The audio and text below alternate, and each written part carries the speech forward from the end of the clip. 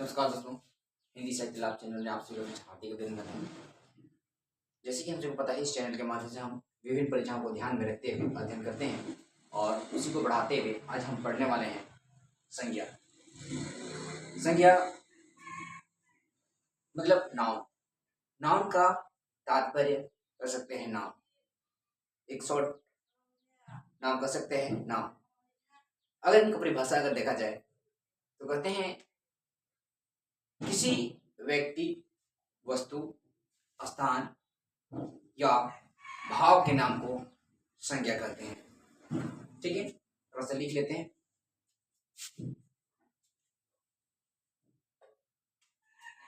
संज्ञा क्या है दोस्तों? संज्ञा, संज्ञा का मतलब नाउन। नाउन, इनकी परिभाषाओं को देख लेते हैं। किसी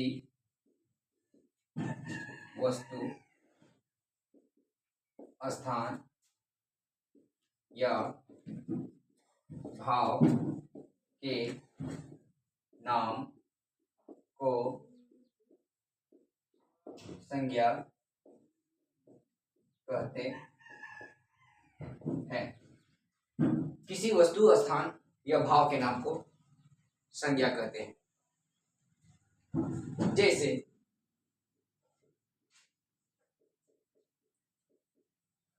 राम,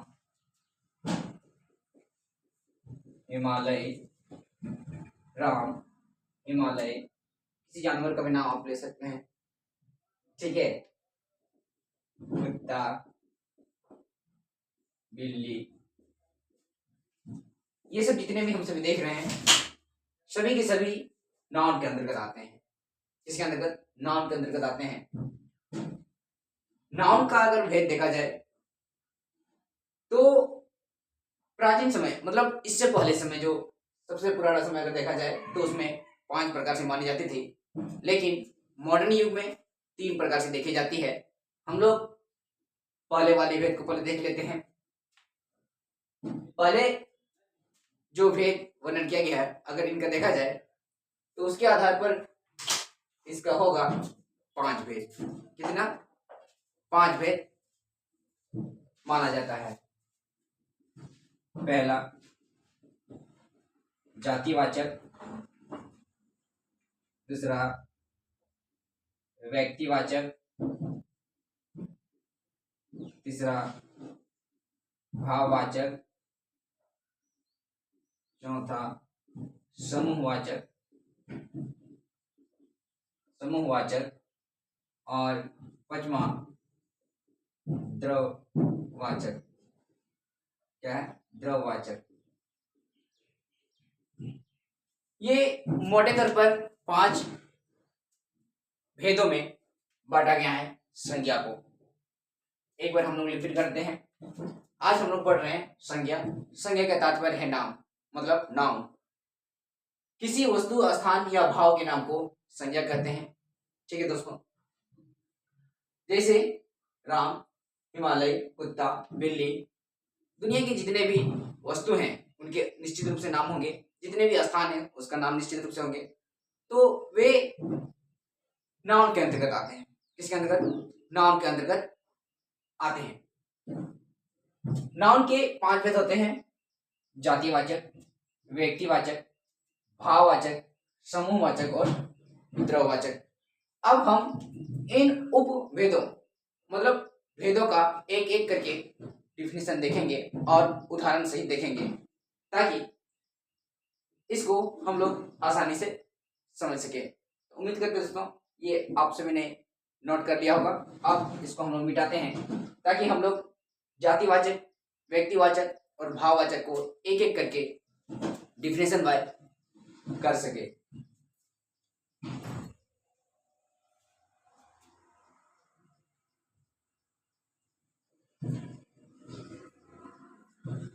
पहला आता है जातिवाचक।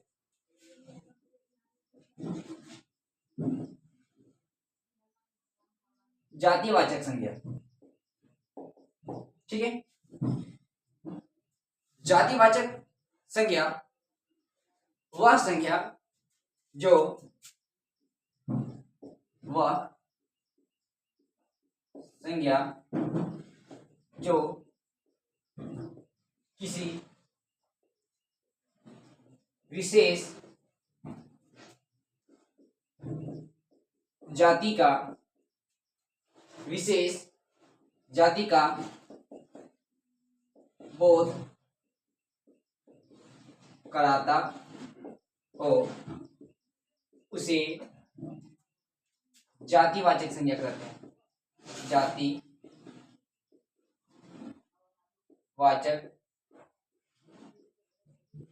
संज्ञा कहते हैं। जैसे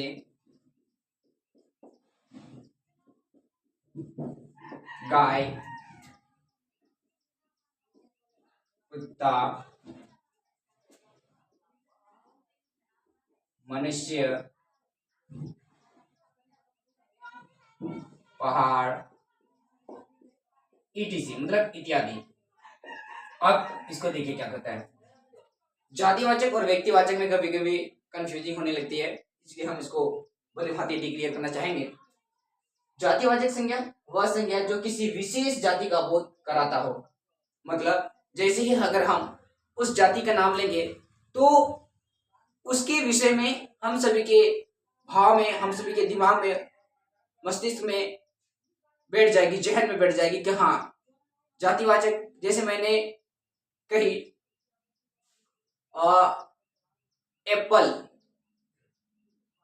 एप्पल जैसे ही हमने नाम लिया तो आपके दिमाग में सेट हो गया कि ये फल का बात हो रहा है, ठीक है। और जैसे हम बोलेंगे एप्पल फोन, तो कंपनी ने जितने भी एप्पल फोन बनाई है उसके विषय में बात करेंगे।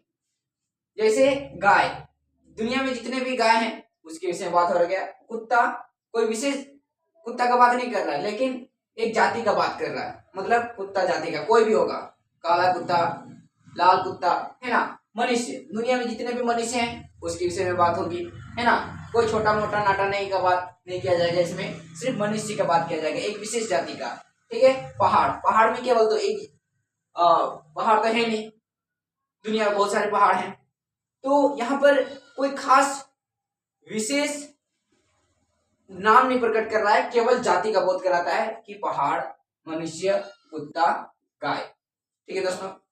उम्मीद करते हैं यहाँ पर आपको कुछ हद तक समझ में आ गई होगी। अब हम लोग इसका दूसरा भेद देखते हैं, व्यक्तिवाचक संज्ञा क्या आता है। व्यक्तिवाचक संज्ञा क्या है? व्यक्तिवाचक संज्ञा इस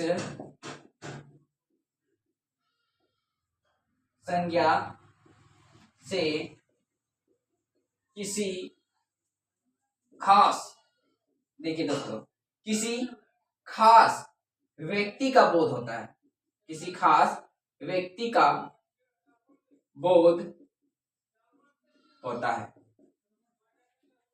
उसे व्यक्तिवाचक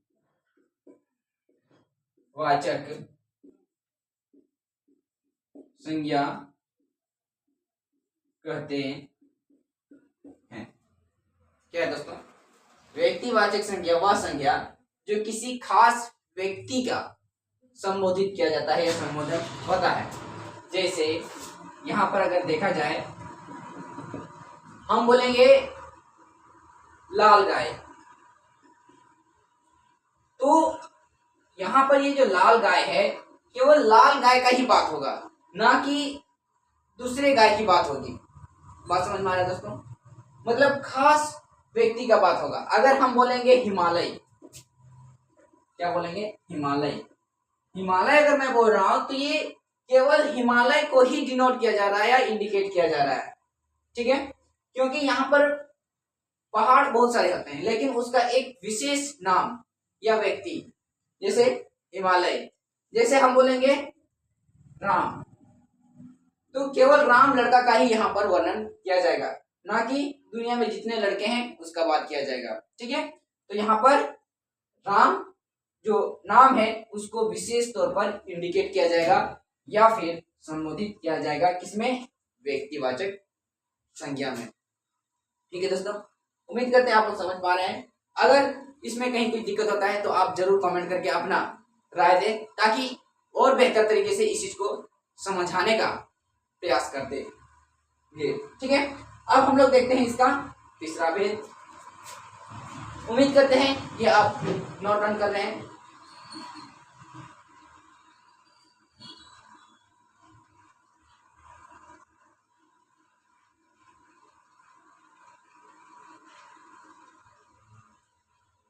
अब तीसरा हम लोग देखते हैं भाववाचक। क्या कहता है? भाववाचक संज्ञा।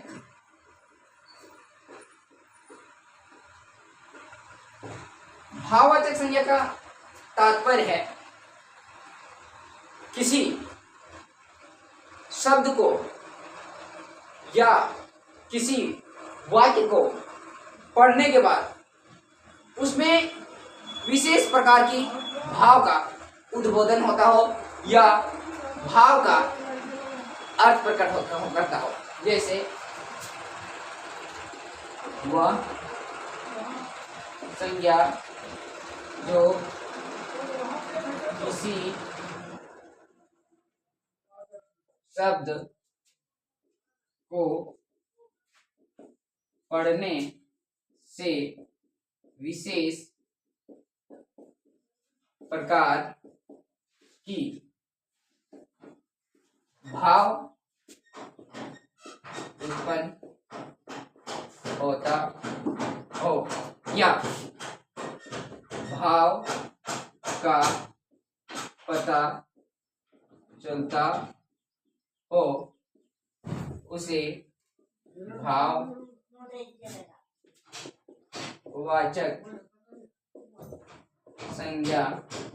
संज्ञा कहते हैं। जैसे जैसे जैसे ईमानदारी,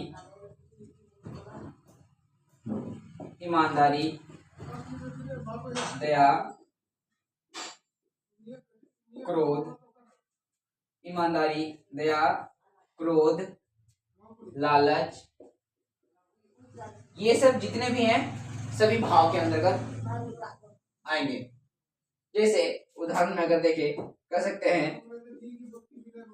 रमेश एक ईमानदार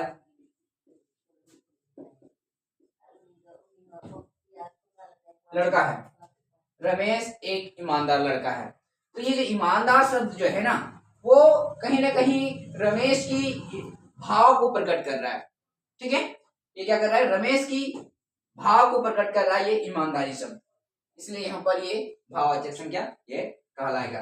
ठीक है, और दोस्तों इस बार यूजीसी नेट में यहां से क्वेश्चन पूछा गया था, मतलब सर्वनाम से पूछा गया था, और कहीं ना कहीं संज्ञा से भी पूछने की पूरी संभावना रहती है। वैसे तो व्याकरण हर जगह काम आती है, कहीं भी इसको हम लोग छोड़ नहीं सकते हैं, इसलिए हम सभी के लिए ये पढ़ना पूर्णतः अनिवार्य है।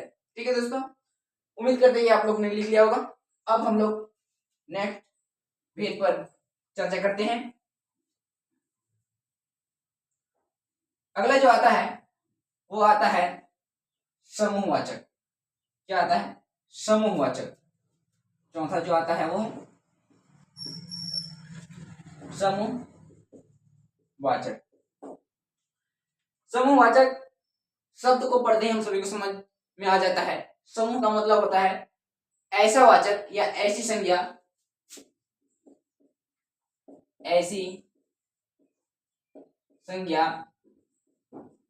जो समूह का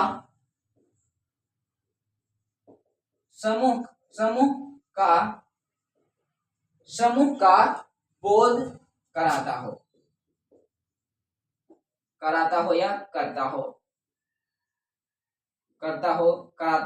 या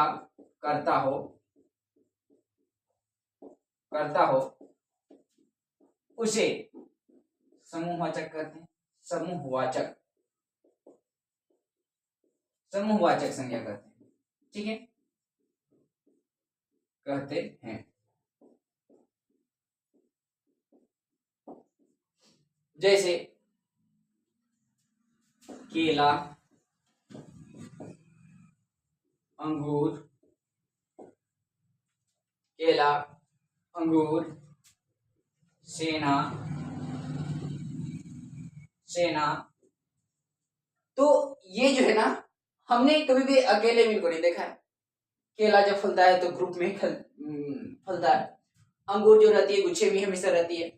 सेना, सेना केवल एक आदमी को सेना नहीं कहा जाता है, उसको ग्रुप को सेना कहा जाता है। ठीक है दोस्तों, और भी इसको बहुत सारे उदाहरण दे सकते हैं जो कि ग्रुप में रहता हूं। ठीक है, किस में रहता हूं? ग्रुप में। ठीक है, इसलिए इसको हम लोग समूहवाचक संज्ञा कहते हैं। जिसे समूह का बोध कराता हो उसको समूहवाचक संज्ञा कहते हैं। ठीक है दोस्तों, लास्ट है द्रववाचक। द्रववाचक संज्ञा से तात्पर्य है जो गलता। क्या? गलता। द्रववाचक संज्ञा। द्रववाचक संज्ञा से तात्पर्य है जिससे वस्तु का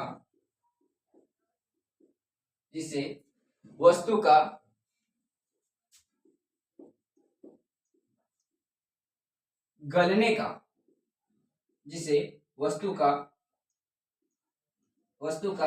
गलने का बोध प्रकट करता हो, या जो द्रव अवस्था में पाया जाता हो, जो द्रव अवस्था में पाई जाती हो, जैसे सोना, चांदी, पानी, ये सब जितने भी हैं इसको हम गला सकते हैं, और ये ऑटोमेटिक दिनों में है ही। ठीक है, ये सब क्या है, और भी बहुत सारी चीजें हैं जैसे एल्युमिनियम आदि, ये विभिन्न प्रकार के द्रववाचक संज्ञा के अंतर्गत आते हैं। ठीक है दोस्तों, तो ये था दोस्तों आज का हम सभी का छोटी सी वीडियो, लेकिन काफी है किफायती वीडियो है सभी एग्जाम की दृष्टि से, और हिंदी से संबंधित संज्ञा को पढ़ना काफी जरूरी हो जाता है। ये बुनियादी हम सभी का आधार है। ठीक है दोस्तों, उम्मीद करते हैं ये आप सभी को समझ में आ गया होगा, और अगर कहीं दिक्कत होता है तो प्लीज आप निश्चित रूप से कमेंट कर सकते हैं। सही गलत जहां भी सुधार करना हो, आपका एक कमेंट मुझे बहुत सुधार कर सकती है, तो आप जरूर कमेंट करें। ठीक है दोस्तों, मिलेंगे जल्दी एक नए वीडियो और बहुत ही खास वीडियो के साथ। तब तक के लिए धन्यवाद।